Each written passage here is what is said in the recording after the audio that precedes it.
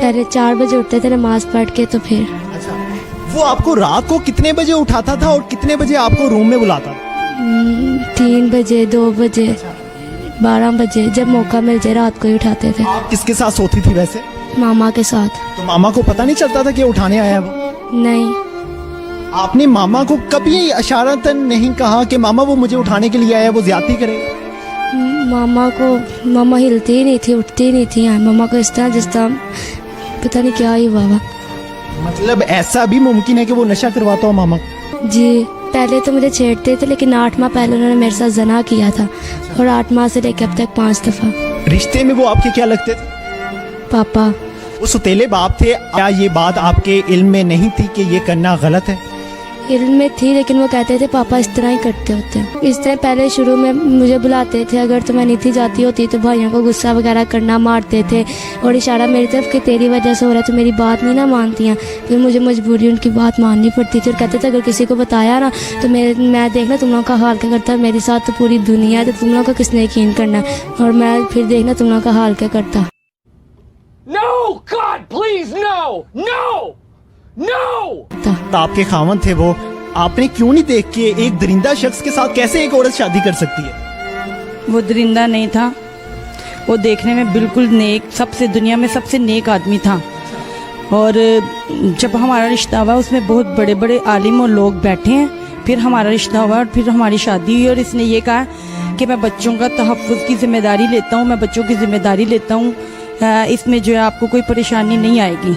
ये सब कुछ लिखा हुआ है और ये सब कुछ हुआ था। उसने कहा कि ये मेरी बेटियां, और मैंने भी उससे इसीलिए शादी की थी कि इसकी अपनी बेटियां हैं। जब इसकी अपनी बेटियां, ये किसी की बेटी की तरफ नहीं देखेगा कभी भी नजर उठा के। और मैंने उसके ऊपर इतना इत्मीनान किया कि अल्लाह के बाद मुझे यही था कि यही एक इंसान है नेक। ये अपनी बेटी पे नजर नहीं रखी थी आपने?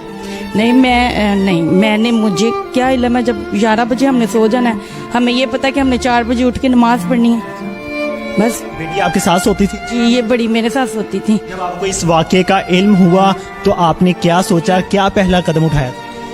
जब मुझे पता चला है, मुझे तो उस वक्त पता चला है जब मरियम को इसने पकड़ा है मंगल वाले दिन, तो बड़ी बेटी रोती हुई आई है, क्लास जब पढ़ के आई है रोती हुई आई है, कहती है कि मामा मैंने इस घर में नहीं रहना। मैंने कहा क्या हो गया?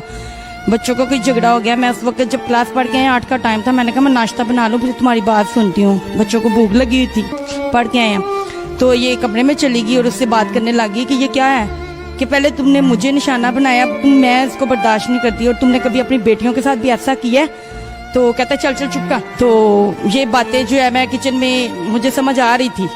मैं फिर जब कमरे में गई हूँ बाद में, तो मैंने कहा क्या बात है? कहते कुछ भी नहीं है, ऐसी कभी कोई डांट दे तो रोने लग जाता है, रोने इनकी आदत है रोना, दादो डांटे तो रोने लग जाती है, यानी बात को इस तरह कर दिया, बच्चों की आपस में लड़ाई हो तो ये रोने लग जाती हैं, बात को गोलमोल कर दिया। चलो जाओ फातिमा शाबाश, टेंशन नहीं लेनी, जाओ नाश्ता करो जाके। तो इसने मुझे बता दिया हुआ था। मैंने कहा अच्छा ठीक है। फिर उसके बाद मैं भाई के पास आई हूँ रोती हुई। मैंने कहा भाई मैंने नहीं उस घर में रहना। कहते क्या हो गया? मैंने कहा ये आदमी जो है ना मेरी, इसने आज छोटी बेटी को हाथ लगाया है, तो मैं कभी भी नहीं उस घर में रहूंगी। इसने हाथ क्यों लगाया इस नीयत से? तो भाई कहते अच्छा ठीक है। वो मुझे मेरा घर है राना टाउन, वहाँ लेके गए हैं। तो मैंने कहा हाली करवा के तो मैं आज ही आऊँगी, किराए पे दिया हुआ रेंट पे। तो मैंने कहा हाली करवा के तो मैं आज ही आऊँगी। मैं जब वहाँ गई हूँ तो मैंने उनसे कहा कि मेरा घर हाली कर दो।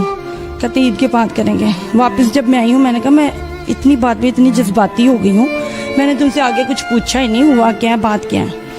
मैंने छोटी को बिठा के पूछा, मैंने कहा बात क्या है? इसने मुझे सब कुछ वाज़े तौर पे बता दिया, और इतना वाज़े बताया कि बस मैंने कहा ज़मीन आसमान होगी, पता नहीं क़यामत आ गई है, क्या हो गया। ये क़यामत से पहले ये क़यामत आ गई है कि घर में जो घर का मुहाफिज था उसी ने बच्चियों को लूट लिया। पढ़ी लिखी? जी मैंने एमए इस्लामियत किया, कुरान पाक पूरा तर्जमे से पढ़ा है, बुखारी शरीफ सब कुछ मैंने पढ़ा अल्हम्दुलिल्लाह। कुरान ऐसे शख्स के लिए क्या हुक्म देता है? कुरान ऐसे शख्स के लिए कहता है कि उसको रजम कर दो, मार मार के जिंदा को मार दो। ऐसा किया? नहीं, मैं ऐसा नहीं कर सकी। क्यों? इसलिए कि मैं कानून को अपने हाथ में नहीं लेना चाहती। मैं सो रही थी रात को, इतवार की रात थी। मैं सो रही थी, मुझे उठाया। कितने बजे का टाइम था?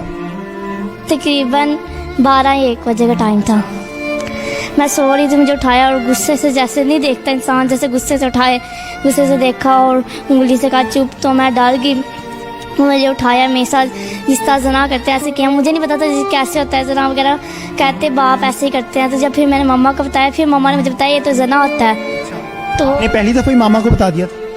नहीं, मैं इतवार वाले दिन उन्होंने किया ना, फिर सारा दिन पीर वाले दिन मैं परेशान ही, जैसे इंसान को अंदर से कुछ हो ना वैसे हो रहा था। तो फिर मंगल वाले दिन जब मुझे सुबह उठाया ना, तब फिर मम्मा को बता दिया था। डॉक्टर ने क्या कहा? मैंने अभी 1 माह बाद आनी है। अच्छा, डॉक्टर्स ने वैसे क्या कहा है, कुछ बताया? हाँ जी, क्या बताया?